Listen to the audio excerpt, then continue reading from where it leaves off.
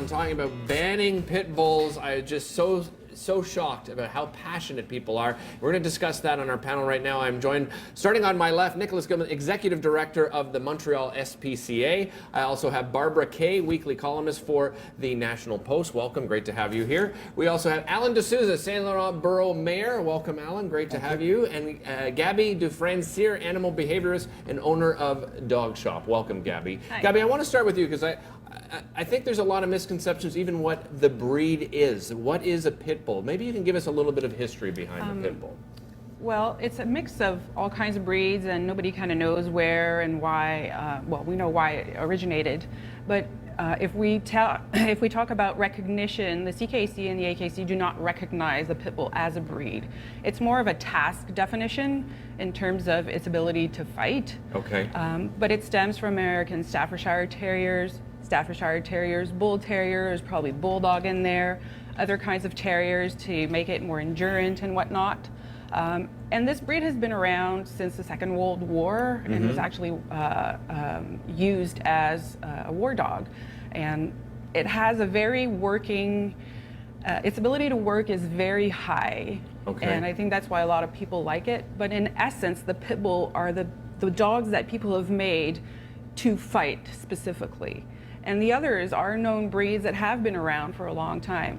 And what we tend to forget is that they're in the terrier group. Right. So if you blew up the Jack Russell to pit bull size, it would too be banned. Right. Nicolas, how would you describe the personality of a pit bull? Well, I wouldn't, because Okay. I don't think we can describe a personality of a breed any more than we can describe the behavior of a race. We get hundreds of pit bulls in every year. Yeah. Some are wiggleworms who love cats, and they're all about engaging with people and other animals. Some are scared and need care.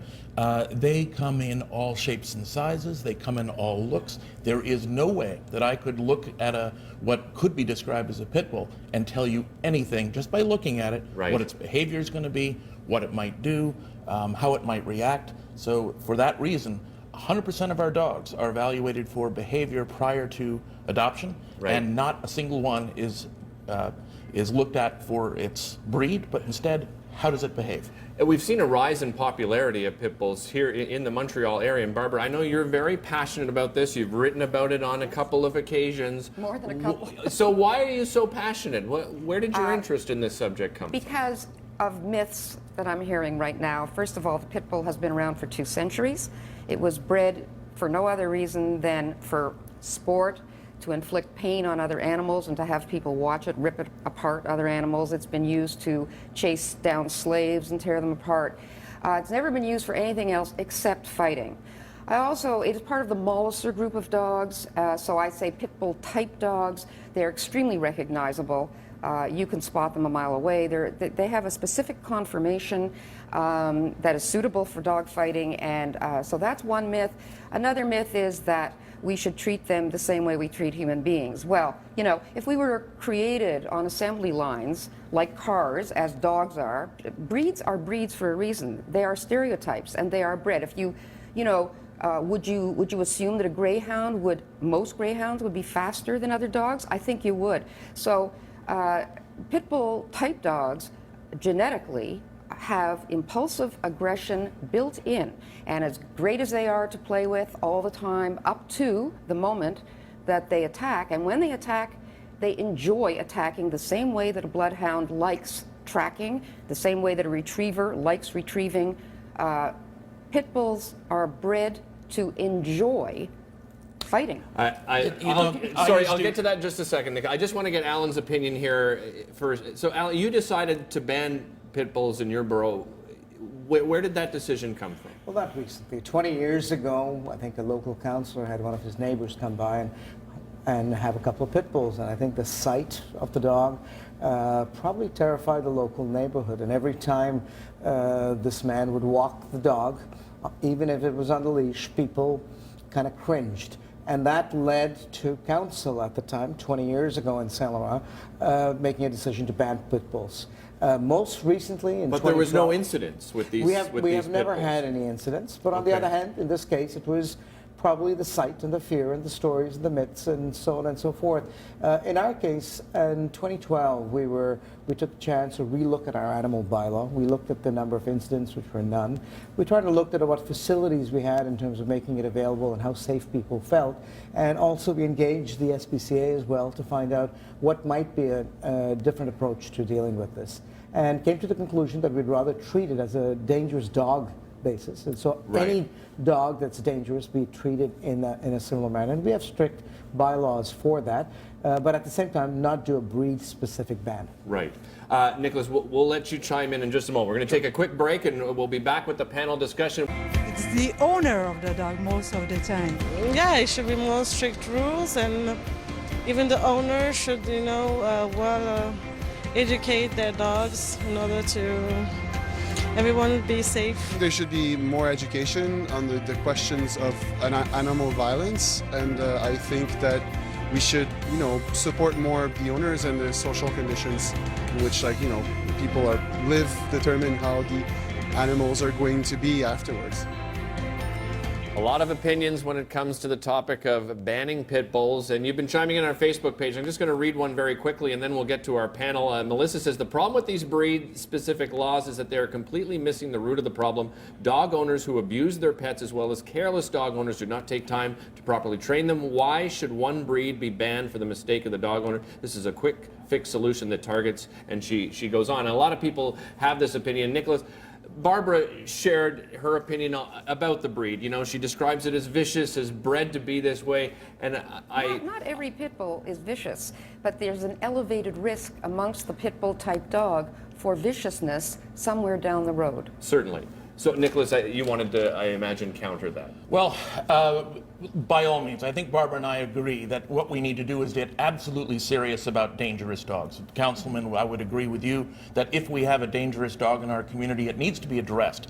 I think the best way to address dangerous dogs is not by starting with the breed, but by starting with the behavior of two things, the owner and the animal.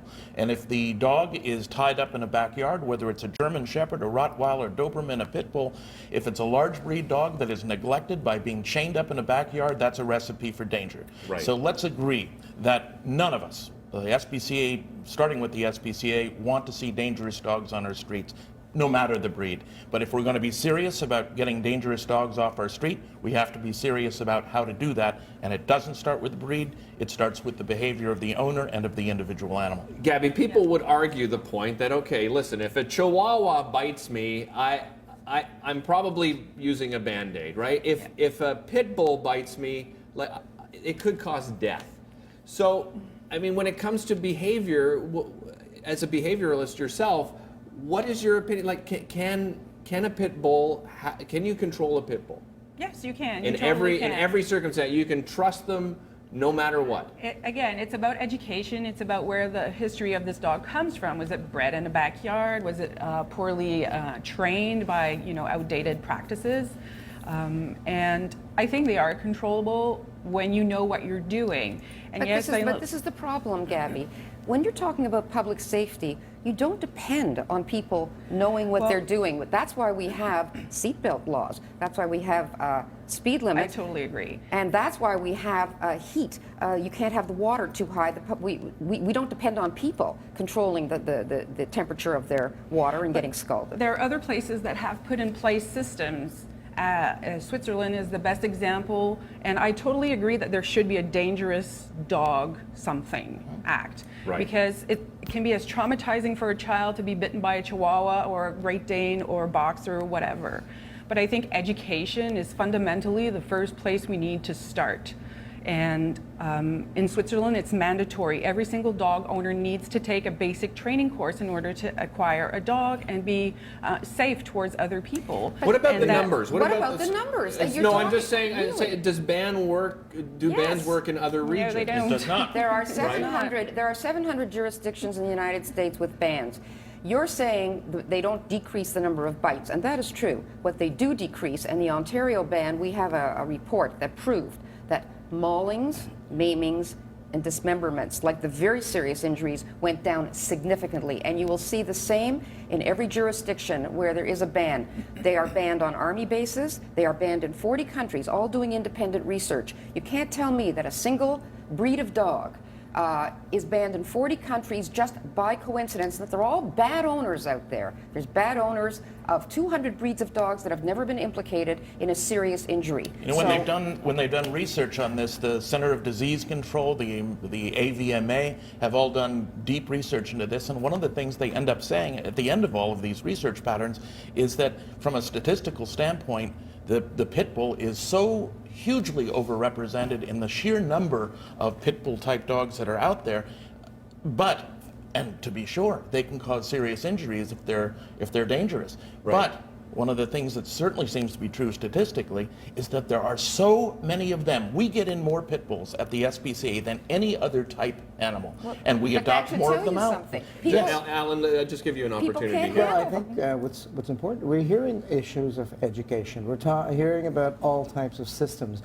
Ultimately, in our community, in any community, you want your people, your community to be safe. So it's almost a question of being able to make sure that your public security is not compromised. The second thing is, beyond education, for me, fundamentally, the owner must be able to master and control his or her animal. How do you And if mandate that, And that though? is something that is super easy. How do you do it, Gabby? It's super easy.